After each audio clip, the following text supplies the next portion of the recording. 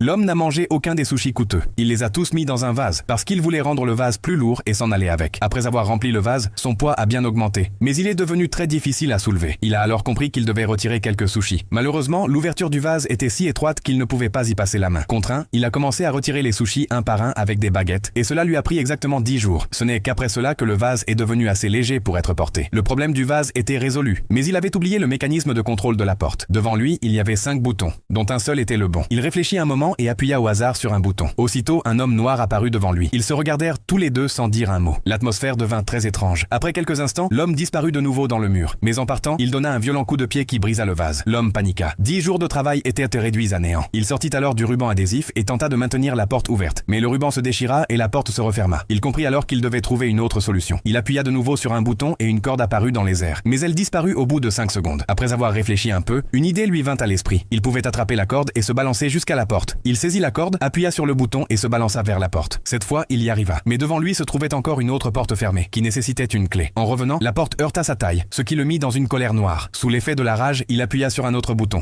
La bonne nouvelle, c'était que ce bouton faisait apparaître la clé. La mauvaise nouvelle, c'était que la clé ne restait visible que pendant 10 secondes. Pour reconnaître le bouton, il posa un sushi à côté. Ensuite, il élabora un plan complet. D'abord, il appuierait sur le bouton de la corde. En se balançant, il passerait de l'autre côté. Puis, il appuierait sur le bouton du sushi. Ensuite, il se balancerait de nouveau pour récupérer la clé et appuierait en même temps sur le bouton de la porte. Tout se passa exactement comme prévu. Il ouvrit la serrure avec la clé, mais la porte ne s'ouvrit toujours pas, car il y avait encore un autre cadenas numérique au-dessus. Fou de colère, il lança quelque chose, ce qui activa un autre bouton. À ce moment-là, le même homme noir apparut de nouveau. Cette fois, 3 chiffres étaient inscrits au-dessus de sa tête. Il comprit alors que c'était le mot de passe.